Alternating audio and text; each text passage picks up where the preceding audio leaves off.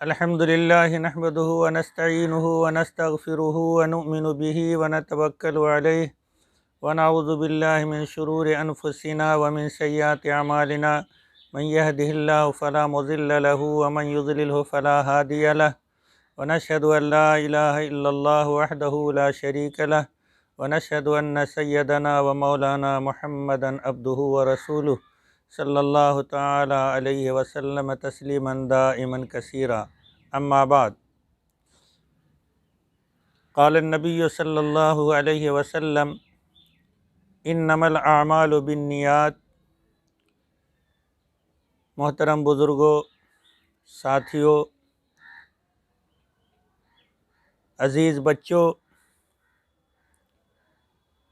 انسان دنیا میں جو کچھ کرتا ہے، جو عمل کرتا ہے، جو کام کرتا ہے، اس کام میں، اس عمل میں نیت کا بہت بڑا دخل ہے۔ بعض عمل ایسا ہے ظاہراً، شکلاً، اوپر سے وہ عمل اچھا سمجھ میں آتا ہے، نیت میں کھوٹ ہے، نیت میں سچائی نہیں ہے، اس عمل کو کرنے سے انسان کو کوئی فائدہ نہیں ہوتا، انسان اپنے مقصد میں کامیاب نہیں ہوتا۔ اس لیے انسان کو چاہیے جو کچھ بھی عمل کرے، جو کچھ بھی کام کرے، اس میں اپنے نیت کی پہلے اصلاح کر لے، اپنے نیت میں، دل میں پہلے اخلاص پیدا کر لے۔ اگر اخلاص نہیں ہوگا، اگر خلوص نہیں ہوگا، ہماری نیت درست نہیں ہوگی، تو یہ ہمارا عمل بیکار اور برباد ہے۔ ریاکاری، دکھلاوا، شہرت، نام و نمود کی غرض سے جو کام کریں گے، چاہے وہ نماز ہو، چاہے صدقہ ہو، چاہے تلاوت ہو، چاہے واعظ و نصیحت ہو، ان کاموں میں ریاکاری، شہرت کی وجہ سے، نام و نمود کی وجہ سے، اخلاص نہیں رہنے کی وجہ سے اس پہ اجر بھی نہیں ملے گا، اور اللہ رب العزت قیامت میں یہ اپنے بندوں سے کہے گا کہ جس کے دکھانے کے لیے، جس کو خوش کرنے کے لیے، جس کے خاطر تو نے یہ کام کیا ہے، بدلہ بھی اسی سے لے لے۔ اس لیے ہم کو اپنے نیت کی اصلاح بہت ضروری ہے۔ نیت کا اصلاح کرنا بہت ہی اہم مسئلہ ہے۔ شیطان ہمارے نفس میں وسوسہ، شبہہ، طرح طرح کے خیالات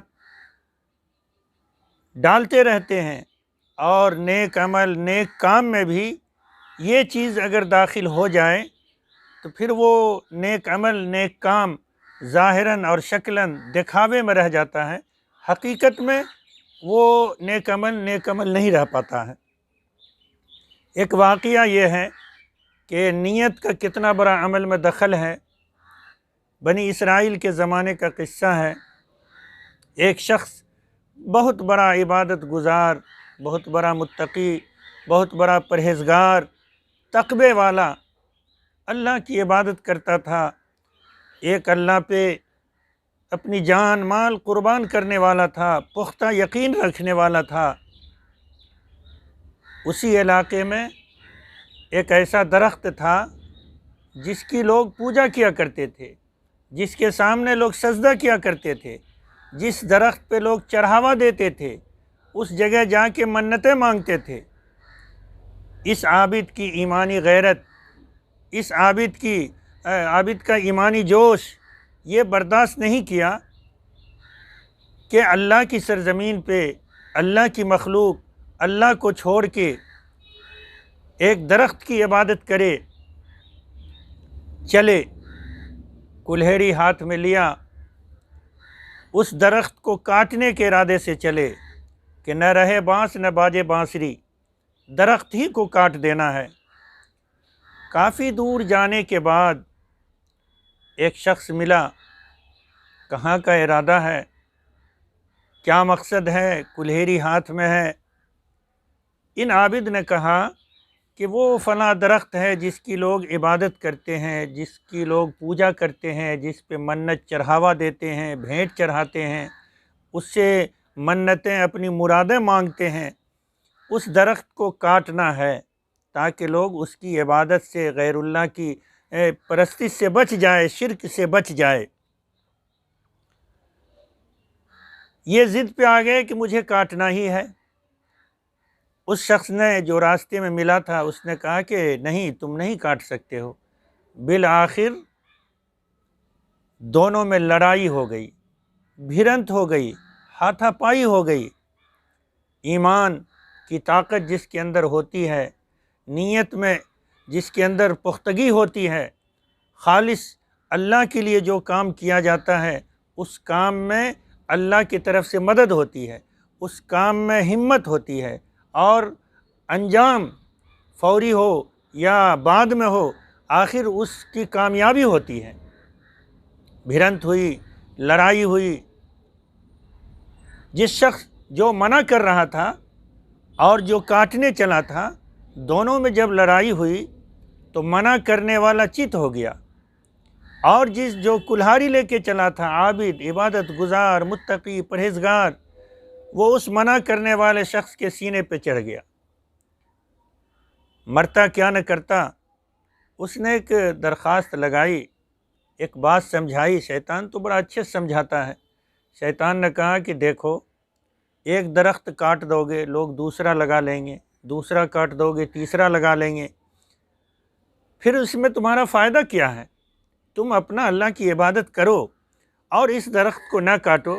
اس کے بدلے میں میرے طرف سے گزارش یہ ہے اور تمہارے لیے ایک انعام ہے کہ روزانہ تمہارے سرہانے میں 3 اشرفیاں مل جایا کریں گی، اس سے بال بچے عیش و آرام سے رہو گے، عبادت بھی کرو گے،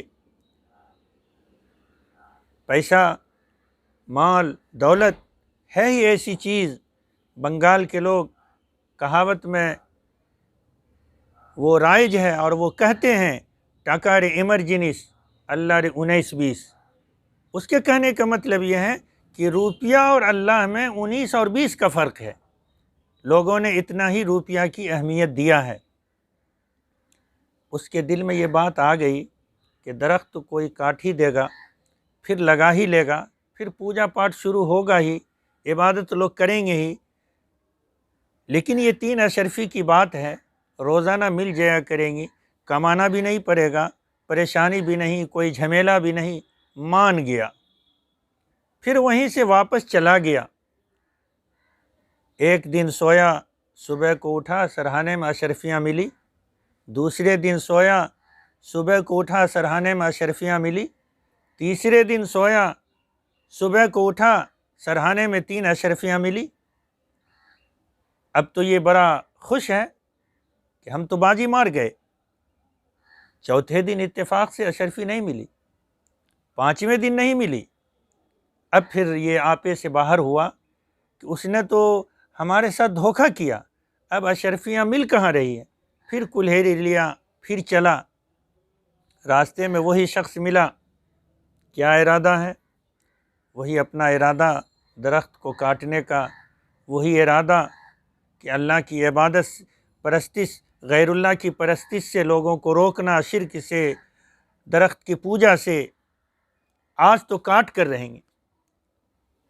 وہ شخص جو منع کر رہا تھا وہ کوئی انسان نہیں تھا، وہ ابلیس تھا مردود۔ اس نے کہا کہ نہیں، ہم تو کاٹنے نہیں دیں گے۔ پھر لڑائی کی نوبت آ گئی، پھر دونوں میں بھرنت ہو گئی، ہاتھا پائی ہو گئی۔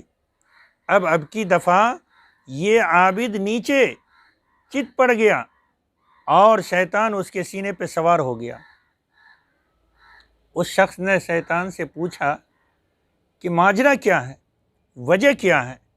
اس دن تم بڑے آسانی سے چت ہو گئے تھے، لیکن آج تم نے مجھے پچھاڑ دیا، آج میرے سینے پہ چڑھ گئے۔ وجہ کیا ہے؟ اب وہ شیطان نصیحت کرتا ہے کہ آج تم کو ہارنا ہی تھا، آج تم کو چت ہونا ہی تھا۔ اس کی وجہ یہ ہے کہ پہلے دن جو تم درخت کو کاٹنے کے ارادے سے چلے تھے، خالص اللہ کی محبت میں، خالص ایمانی جذبے میں، اخلاص خلوص بھرے ہوئے دل سے تم چلے تھے کاٹنے، اس لیے تم جیت گئے، ہم ہار گئے تھے۔ لیکن تمہاری زبان سے دعویٰ وہی ہے درخت کاٹنے کا، لیکن سچی بات تو یہ ہے کہ آج تمہیں درخت کاٹنے کا خلوص کا ارادہ نہیں ہے، بلکہ اشرفی نہ ملنے کی وجہ سے ہے، اس لیے تمہارے نیت میں کھوٹ ہے۔ میرے بھائی، جب ہمارے اندر خلوص، اخلاص، سچی نیت ہوگی تو چھوٹی سے چھوٹی عبادت بھی اللہ قبول کر لے گا، اور اگر ریاکاری ہوگی، شہرت، نام و نمود کے لیے کریں گے تو بہت ساری نیکیاں بھی لے کے جائیں گے، لیکن اللہ کے ہاں وہ قابل قبول وہ عمل نہیں ہوگا۔ بہت بڑا دخل ہے۔ اخیر میں ایک مسئلہ بھی بتا دیتے ہیں، بہت سارے لوگ اس میں ملوث ہیں۔ مسئلہ یہ ہے نیت کا اثر۔ ایک شخص کی شادی ہوئی، نکاح کے مجمع میں مہر دین طے کیا گیا، 20,000، 25,000، لاکھ، 2 لاکھ جو طے ہو جائے۔ اب یہ شخص نقد تو دے گا نہیں، اپنے ماحول معاشرے میں نقد دینے کا رواج نہیں ہے بہر صورت، لیکن اس کا یہ ارادہ ہونا چاہیے، اس کو یہ بات سوچنا چاہیے کہ یہ واجب الادا ہے مہر دین، آج نہیں تو کل، کل نہیں تو پرسوں، جب بھی فراوانی ہوگی پیسے کی، مال آئے گا، دولت ہوگی، ہم کو جب حاصل ہو جائے گا، اتنی حیثیت ہو جائے گی، ہم اسے ادا کر دیں گے۔ یہ تو صحیح ہے، لیکن اللہ رحم کرے، اگر نکاح کے مجمع میں کسی لڑکے نے قبول کرتے وقت یہ اگر ارادہ کر لیا کہ جتنا طے کرنا ہے کر دے گا کون، دینے کون بیٹھا ہے؟ میرے بھائی، اتنا عجیب معاملہ ہے، مسئلہ سخت ہے کہ جیسے ہی ارادہ کرے گا کہ نہیں دینا ہے، کون دے گا؟ اب یہ شخص اگر بیوی سے ملے گا تو یہ بیوی سے ملنا زنا ہوگا، گناہ ہوگا، حرام ہوگا، ذرا سی نیت ہی تو بدلی ہے۔ اس لیے اپنے نیت کی اصلاح کریں۔ ایسے ہی کوئی شخص کسی سے قرض لیا، ارادہ کرے ادا کرنا ہے، دے دیں گے، مہلت مانگ لے، اس سے کچھ معاملہ طے کر لے، لیکن قرض لے کے اگر کوئی شخص یہ سوچ لے کہ اب دے گا کون اس کو، میرے بھائی یہ قرض اب چوری کے حکم میں ہو جائے گا، اب اس کو قرض لینا بھی گناہ ہو جائے گا۔ اس لیے چھوٹے چھوٹے عمل میں، بڑے بڑے عمل میں، نماز، روزہ، زکوٰۃ، تسبیح، واعظ و نصیحت، تلاوت، جہاں بھی سب سے پہلے اپنی نیت کے اندر خلوص پیدا کر لیجئے تو چھوٹا عمل بھی اللہ قابل قبول کر لے گا، اللہ کے نزدیک قابل قبول وہ عمل ہو جائے گا، اور اس پہ اللہ اجر عطا فرمائے گا۔ شروع میں ہم نے حدیث جو پڑھا، یہ حدیث بخاری شریف کی سب سے پہلی حدیث ہے، انما الاعمال بالنیات، جس میں اللہ کے نبی حضرت محمد مصطفیٰ صلی اللہ علیہ وسلم فرماتے ہیں کہ عمل کا دار و مدار نیت پر ہے، نیت جیسی ہوگی اس عمل کا پھل اور اس کا ثمرہ بھی ویسا ہی ہوگا۔ جتنی نیت میں للہیت ہوگی، جتنی نیت میں اخلاص ہوگا اور اللہ کا ڈر ہوگا جس کام میں، وہ عمل اتنا ہی کارگر ہوگا اور اس پہ ثواب بھی اسی حساب سے مرتب ہوگا۔ اس لیے اپنے نیت کی اصلاح کیجئے۔